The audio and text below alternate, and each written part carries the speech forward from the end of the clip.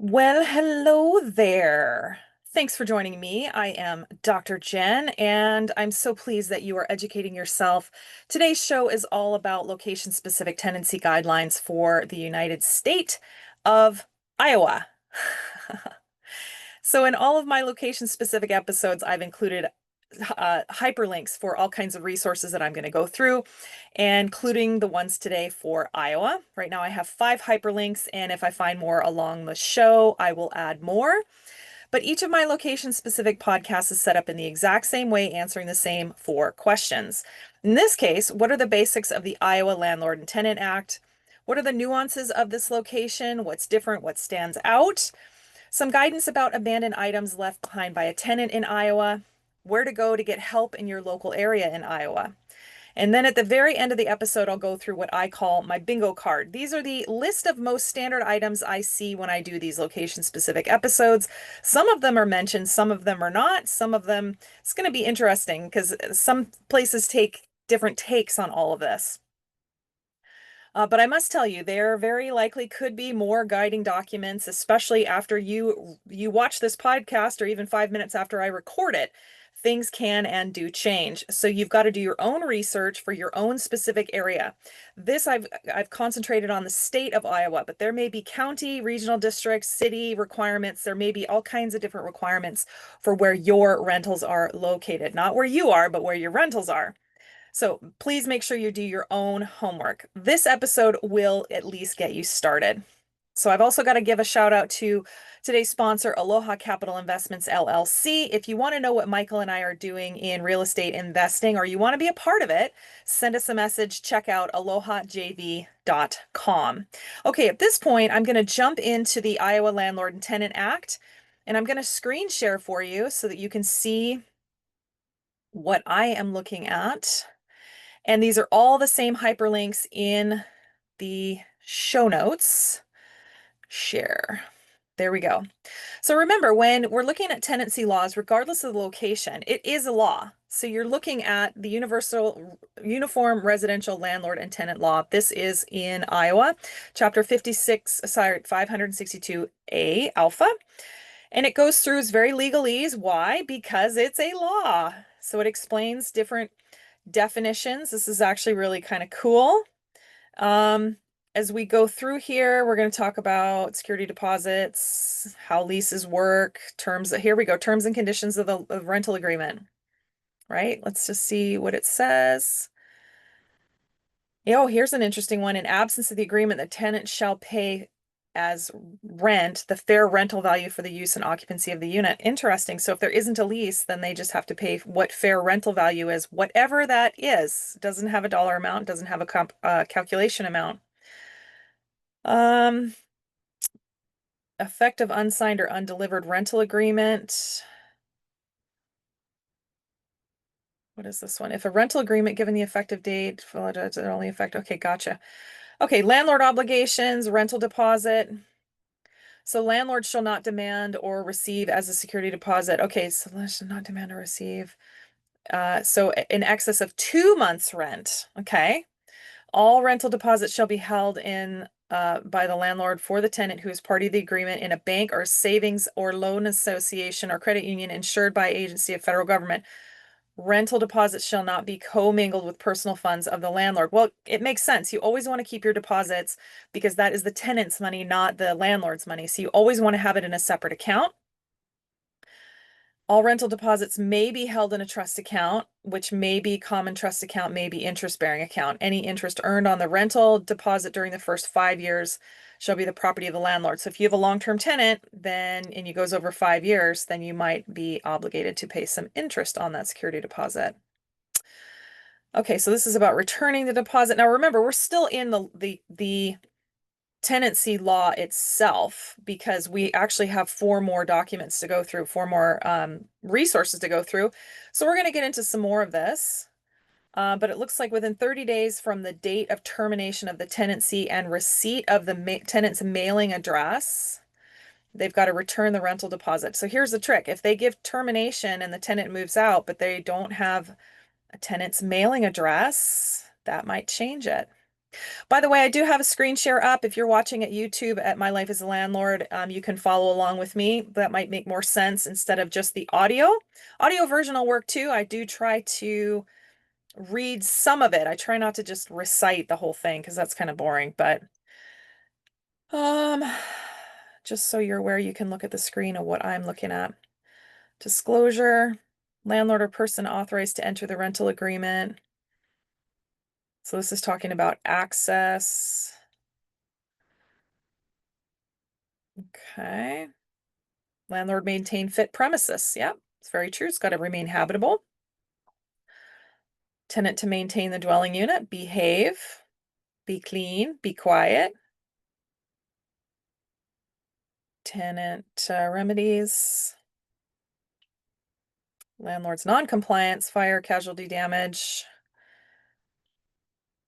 Okay. Failure to pay rent. Then I'm sure it'll get into evictions. Oh, terminating for creating a clear and present danger to others. Basically, there's criminal activity of some kind, right? Emergency assistance. Okay.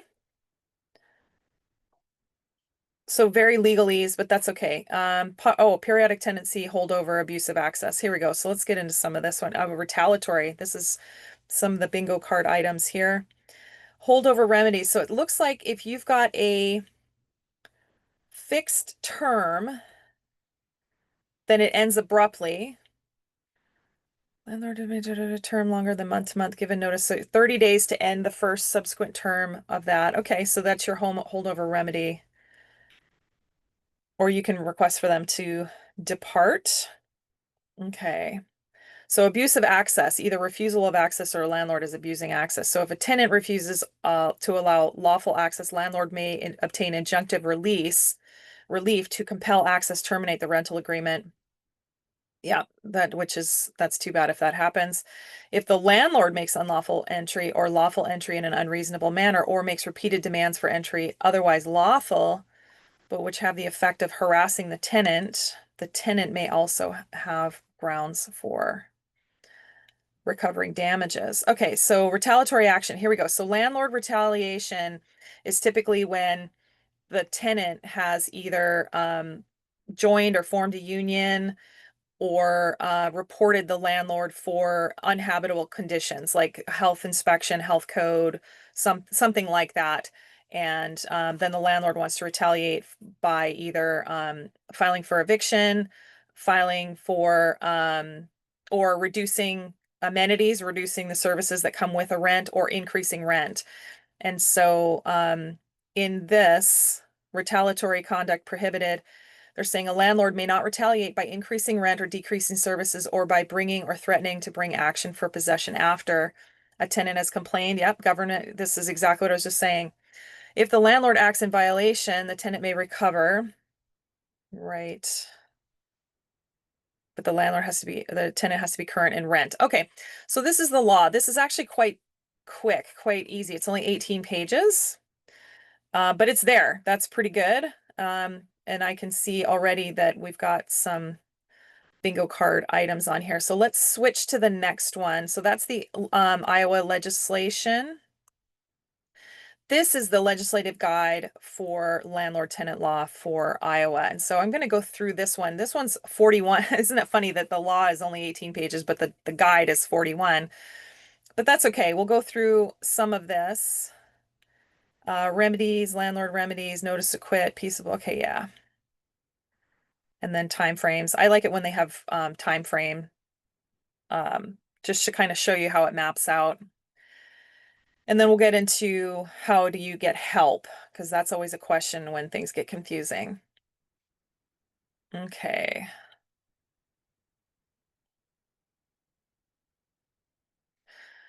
Okay, types of tenancies, either fixed term or periodic. Tenancy at will. Okay. So it looks like they have different versions of the tenancy law. Chapter 562B is for a fixed term of 1 year, or 562A is for periodic tenancies known as month to month. But it could also be week to week, right? So Looks like you've got some different, they define a tenant differently based on a fixed term or periodic term. And rental of a mobile home space. Okay, 562B. Let me make sure this is right. So you've also got mobile home, rental of a mobile home space as well. Interesting. Okay. Rental agreements. So this is talking about the lease, and it can be written or oral, but if you've been listening to the show, you know that if it's not written down, it's not valid. So please do not have just a handshake agreement on a lease. If you're savvy enough to be listening to this podcast, you're very likely not um, you're very likely educated about this. So delivery agreements. Let's see. So this is talking about if the landlord won't sign default terms, mandatory terms. Okay. And then prohibited items. Yeah, you can't agree to implicate yourself, right? Unconscionable terms, rental agreement may also be unenforceable. Um, term of tenancy, mobile home fixed tenancy default. Okay. Security deposit. We've talked about this. Security deposits cannot be more than 2 months' rent. It's got to be held in a proper bank, savings and loan association or credit union insured by federal government. And it's got to be outside of an operating account. It cannot be commingled with the landlord's account. And if you hold it for more than 5 years, then you've got to pay some interest on that. And you can use the security deposit to remedy a tenant's default in payment of rent or other funds due to the landlord, and to restore the dwelling unit or mobile home space to its condition at the beginning of the tenancy, except for ordinary wear and tear. And then in the case of a rental dwelling unit, okay,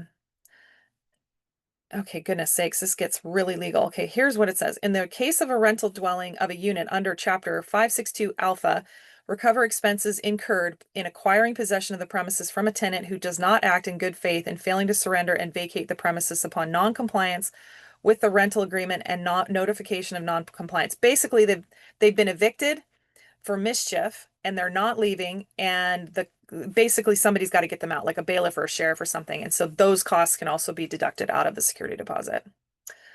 Yes, indeed. Okay, but if a landlord is acting in bad faith, if they retain the security deposit in bad faith, then the landlord may be subject to punitive damages to not exceed twice the monthly rental payment, in addition to the actual damages plus $200 in actual damages in the case of a mobile home space. Deliver possession, landlord entry. Okay. Fit inhabitable premises, dwelling units. You've got to have the unit that you can actually rent, right? Running water. Let's see, they've got to here. So in a rental agreement under Chapter 562 Alpha, a tenant renting a single family residence may agree to, in writing, to provide waste receptacles, arrange for waste removal, supplying running water. In fact, it doesn't say running hot and cold water, but typically it does. But in Iowa, it doesn't. It just says running water. Also specified repairs, maintenance, task, alterations, and remodeling in good faith. Yes. Common law requirements. Liability disclosure. Wow, no wonder this is 41 pages. Rental written agreement, bailment. This is for abandoned items. This is one of our questions for the framework of the podcast. The landlord may also owe a tenant a general duty of care. Excuse me. General duty of care to store and maintain the tenant's personal property after a tenant is lawfully evicted, but the landlord could become liable if a bailment occurs. A constructive bailment can occur when a person comes into lawfully possession of personal property of another without underlying agreement. So basically the unit's been abandoned or the personal property's been abandoned. And so then you've got, it doesn't actually say what they need to do. So that'll come into play here. This is talking about retaliatory conduct again. And then, my goodness. Tenant obligations, rental agreement rules, landlord access. You've got to make sure you give proper notice for reasonable access, reasonable hours. Right. This is interesting. A tenant does not possess unlimited use of a premises. The tenant generally has an obligation to use and occupy the dwelling unit or mobile home. With some exceptions, a tenant renting a dwelling unit must use the dwelling unit as a dwelling unit unless the landlord and tenant have agreed otherwise. Like, don't make it a meth lab, right? That kind of thing. Tenant renting a mobile home space. Okay, got it. Okay, material breaches, subsequent breaches, other remedies. This is going to get into evictions real quick. Landlord's failure to provide essential services. This is where it gets in, where the tenant has to know what to do. Landlord's failure to deliver possession. This is where, let's say a unit is under renovation and there was some delay. There's a lease been signed that they're supposed to deliver the unit to the tenant, and for whatever reason, the unit is not ready. It cannot be delivered to the tenant.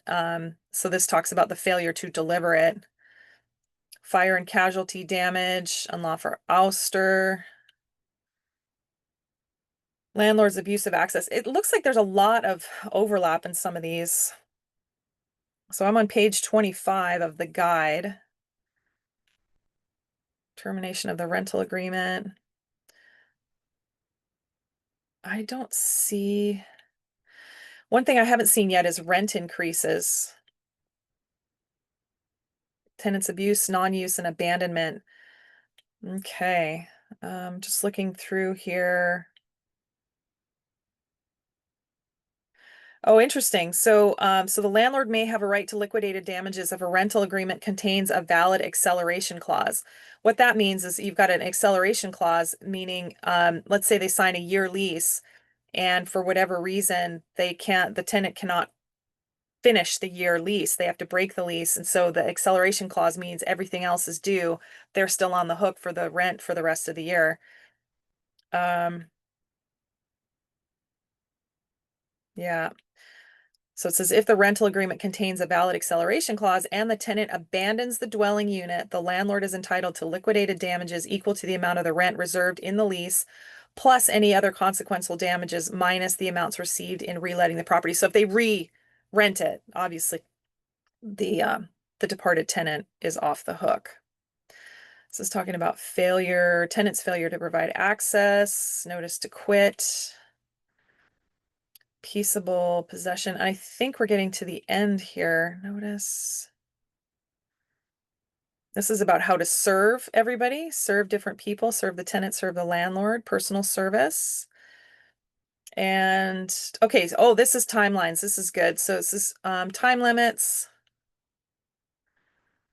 dwelling units, landlord's written notice to tenant of any rent increase. Notice is required at least 30 days before the rent increase is effective. Okay, so and that means I'm assuming that means at the end of either a fixed lease or month to month, at least 30 days before the rent increase is affected, but it doesn't say how much they can increase the rent or how often. Interesting. So landlord's notice of intent to enter the dwelling unit, it's got to be proper notice. In Iowa, it is 24 hours notice, unless it's an emergency, obviously. And then let's see, terminate week to, so if tenant's written notice to intend to terminate month to month, 30 days. Oh, here we go. This is deceased. You know, I like talking about the end of life for tenants and landlords. I think we're going to see a lot more of that as we go through. So the heirs are a legal representative of a deceased tenant owner of a mobile home in a mobile home space or landlord written notice of intent to cancel the lease due to the death of an owner. Notice required at least 60 days prior to cancellation. So if someone dies, then you've got to give notice to the other party that you're going to terminate because of the death. Okay. Now this one is landlord notices and timeframes governed by the two chapters. Okay. Non-payment of rent. Landlord may terminate 3 days after notice if rent remains unpaid. It doesn't talk about a late fee in here either. And that's the end of the guide. Okay, well, let's keep going because let's go back up. Let me go back all the way up to the top. And then let's scoot over to the next one. So this is actually a slide deck, 75 slides that was quite interesting for Iowa. This presentation is actually really well done. I'm impressed. It talks about the history of how a landlord is, how that name came about, and then the history of the Iowa Tenancy Act, Uniform Residential Landlord Tenant Act for Iowa. And okay, I was confused. So 562 alpha is when you've got a dwelling unit, and 562 Bravo is when you've got like a mobile home pad. That makes sense, right? Okay, tenancy for term, tenancy at will. Let's just go through some of these. This talks about the lease requirements, the term. Or I'm going to skip over the mobile home ones, even though that's applicable in some. But if if you've got a mobile home park in Iowa, then you need to go in and do this one. But I'm not going to, I'm just going to go through the items that we've been looking for. Rental agreement may be sublease, but you've got to make sure that everybody agrees. To landlord, security deposit. Okay, wow, that's a lot of words. I think we've covered that already. Possession, dwelling unit requirements, common law requirements. Yeah, make sure everything. So here's supply running water, reasonable amounts of hot water at all times. Doctrine of implied warranty of habitability. That's true. Disclosure. Okay, so landlord is required to present a tenant with a written disclosure at or beginning of the tenancy disclosing. Yep, you've got to make sure you have the contact information for either the owner or the owner's agent. And written notice required of any rent increase for a unit that's getting rented. It's 30 days notice. For a mobile home, it's 90. And if a written agreement is prepared, the landlord must tender, deliver, signed copy, fully executed rental agreement within 10 days after it's executed. So there is a requirement to deliver. And let's see, retaliatory conduct. We talked about this. So this is another thing about landlord retaliation, that there's usually a time limit of that the landlord can't act in any kind of retaliatory way, like increasing the rent, decreasing the services, or filing for eviction. And there's usually like a time frame. In this case, it looks like 6 months. Uh, so it's 1 year prior to the landlord's alleged act of retaliation of the lease of a dwelling unit, 6 months for a mobile home space. So there is a time limit for landlord retaliation in Iowa. And let's keep going. I still haven't seen anything about a late fee. So this is talking about remedies. This is talking about breaches of leases, essential services, fire or casualty damage, abusive access. Yeah.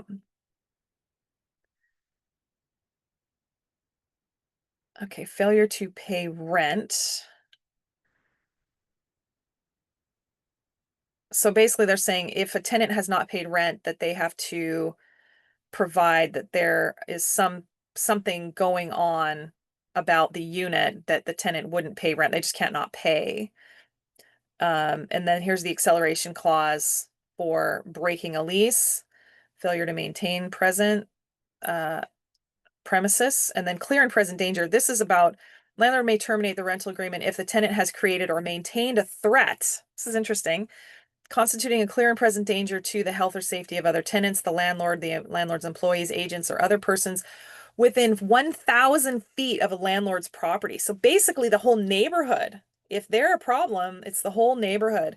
Landlord may terminate the rental agreement and file for possession, giving service to the tenant of a single 3 days written notice of termination and notice to quit with the available exemptions. Basically, everybody's got to behave or they can just give you notice to quit within 3 days. If it's not safe, that makes sense to me. So activities rising to the level of clear and present danger, threat or actual physical harm, threat or actual illegal use of firearms or weapons. Abandonment, here we go. So this is talking about the difference in abandonment. Landlord who is renting a dwelling unit may recover actual damages from a landlord who is anticipated extended absence and willfully fails to provide landlord with notice. Basically, you notice that they're not there. Landlord may also enter a dwelling unit as is reasonably necessary if the tenant is absent in excess of 14 days. You want to make sure there's no water leaking in there, right? Landlord is also allowed to terminate the rental agreement and make reasonable attempts to re-rent the unit at a fair value in order to recover damages. Okay, this is talking about abandoning mobile home. Prohibited items. Landlord's lien to straight for rent, taking possession. Okay. Forcible entry, notice to quit. Okay. Joinder. That's an interesting word, joinder. Okay. This is how to serve notice to the tenant, how to serve notice to the landlord. Other types is delivery service. Here we go. Assistance animals, service animals. So if you've got a service animal or an assistant animal, those animals have jobs typically. A service animal for sure has a job. There's always a question about emotional support animals, but a pet does not have a job. Pet is it's a freeloading animal. It doesn't have a job. And so if they have a pet policy, if the landlord has a pet policy, then there can be denied. They can deny it if there's no pets. Okay. What qualifies as a service animal? They have photos of a bunch of dogs. They have a photo of a pony. Then there's a question of an assistant animal of a mouse, an alligator, a cat, an iguana. Interesting. Okay, so that is the slide deck. That's very helpful too, but let's keep going. All these are the hyperlinks in the show notes as a reminder. Also, the official state of Iowa, I've got the People's Law Library here. There is an introduction to landlord tenant law in Iowa. We're just going to look through here and see if there's anything else that we didn't find.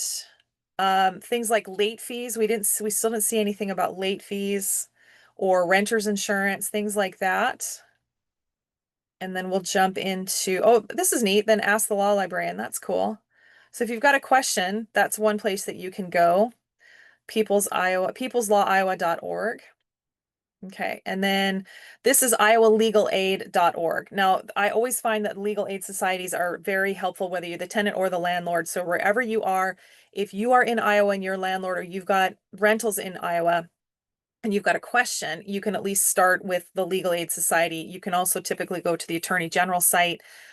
But any of these hyperlinks will have a contact us something, and somebody will be able to help you if you've got a question.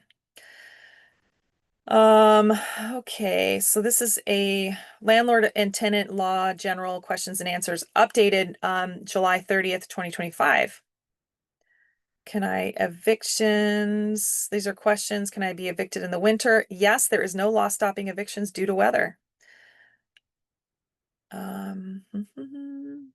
Can the landlord increase my rent? Yes, at the end of your lease term. Some leases are for 6 months or 12 months, other are month to month. If you're month to month lease, the landlord must give you 30-day written notice. So it looks like at the end of the term and with proper notice. Can the landlord come into my unit without notice? No, you can't. Can the landlord keep my deposit? No. Can I get an eviction off my record? No. Iowa law only allows for expungement of criminal cases when you are acquitted of, or if some misdemeanor charges were dismissed. It talks about past evictions. And then here is apply for free legal help. So you can go to, let's see where it is. There's a couple of different links, and then it depends what age you are. If you're in Iowa and you're age 60 or over, it's 1-800-992-8161. If you just want legal help, just asking a question, it's 1-800-532-1275, or you can apply online.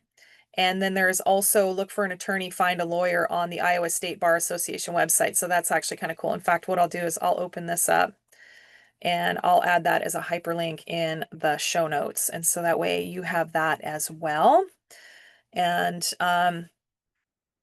they will help you at least do an initial consultation. So they'll say attorneys listed in this directory charge $25 or less for a 30-minute initial consultation. So that typically that's going to give you enough guidance of what to do in your situation. You can usually get that out in 10 minutes or less. And so $25 is quite reasonable, right? Yeah. Okay, so let me stop sharing.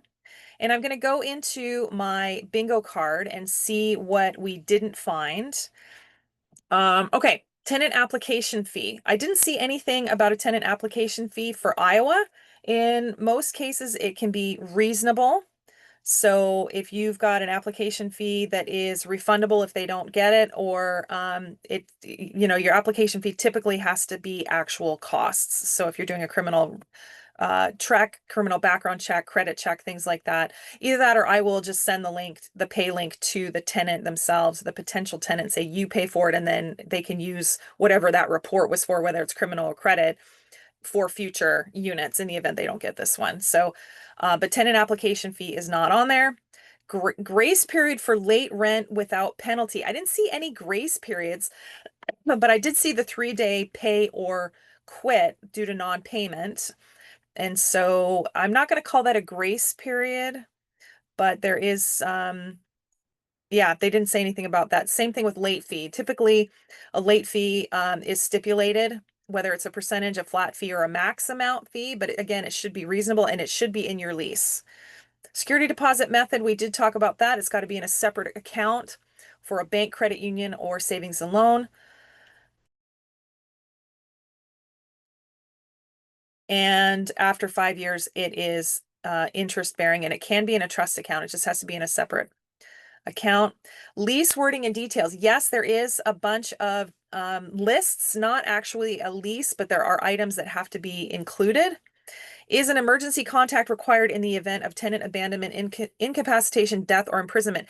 No, but it's best practice. So that's important. Pets and animals, did they talk about pet deposit or pet rent? No, it was defined, but nothing was talked about regarding money, whether a deposit or rent. Delivery of the signed lease, is that required? Yes. A landlord must give within 10 days of the fully executed lease, give a copy to the tenant. Is a condition inspection at move-in required? No, but if you're going to have a security deposit, it makes sense that you do a written condition inspection at the beginning and then, of course, at the end as well. Standard warning letters or wording? Nope, there's been no warning letters or anything like that. There's no forms. There's nothing in Iowa that I found. How about required maintenance inspections? Nope. How often can the rent be increased? Well, we found it at the end of the term. Whichever the term may be, it may be at 6 months or 12 months, but it looks like whatever the end of term is, or with 30 days notice, if they're month to month. What is proper notice on rent increase? Same thing. And how much can the rent be increased? They did not say the amount. So it might either be to market rent or there may be a different requirement. Renter's insurance was not mentioned. Abuse of access definitely was defined, making sure you give proper notice. Also, the refusal of access on the tenant side was also mentioned. That's interesting. Landlord retaliation and timing, that was very much gone through. Yes. Is the end of a fixed lease abrupt? Yes, it does not automatically convert. Condition inspection at move out, not required, not mentioned. But again, if you have a security deposit, you want to have that. Return of deposit timing within 30 days of the termination and receiving the departed tenant's mailing address. So you've got to have both. So if they don't give you the mailing address, typically you can do your best. You might actually send the deposit back to the rental, hoping that it will get forward. But at some point, what do you do? And then abandoned items. Didn't see anything regarding the value, the administration or inventory of those abandoned items, storage, timing, disposition instructions. So if you are a landlord in Iowa in a tenant abandoned situation, I would recommend reach out to one of these help resources like legal aid and talk to them about it, because it does not say in the tenancy law here. Okay, that's the end of my bingo card. Let's wrap this up for the state of Iowa. Again, each of my location-specific podcasts is set up in the exact same way, answering the same 4 questions. What are the basics of that location's landlord tenancy housing act? What are some of the nuances of the location? Some guidance, if they have it, about abandoned items, and then where to get help in your local real estate location. And then we went through the bingo card list of standard items that I see most often. And it's the same format for every single specific location specific episode. So if you're interested in, or you're looking at buying rentals in another geographic area, you already know what these podcasts are set up. You just change the location. Once again, this episode is not all inclusive. You must research further in your specific area, including your county, regional district, parish, city, whatever it may apply, because even 10 minutes after I record this, laws can and will change, and your specific area may also have updates. And so you want to make sure you're doing your homework to not only keep current, but to keep educated. This will get you started though. So if you're listening to this podcast, chances are that you're either new to real estate or you're about to be a landlord in Iowa. Things you can do to help yourself. Number one, read the Iowa Landlord and Tenant Act. Just read everything you can find. I've given you a great running start here. Just educate yourself on the entire process on how it all works. But you also can help yourself by getting in the room with other Iowa landlords, right? Check out your local meetup group in your city, county, parish. How do you find those? Jump on social media. There's tons of Facebook groups that are landlord specific and say, hey, I'm a new landlord in Iowa. Where are my other Iowa landlords? I guarantee you they will pop up and there will be some kind of meeting, some kind of social event, hopefully within your geographic area. So thanks so much for listening to today's podcast. Don't forget to subscribe for more expert advice and real stories from across the rental property world. We're recording this episode today in Westview Harbor, Powell River, British Columbia on my boat. Why? Because real estate takes you places. Where do you want real estate to take you? Join me next week. Join me in the next episode, which is live right now, not next week, right now, episode 172 about the great state of Arkansas. I'll see you there.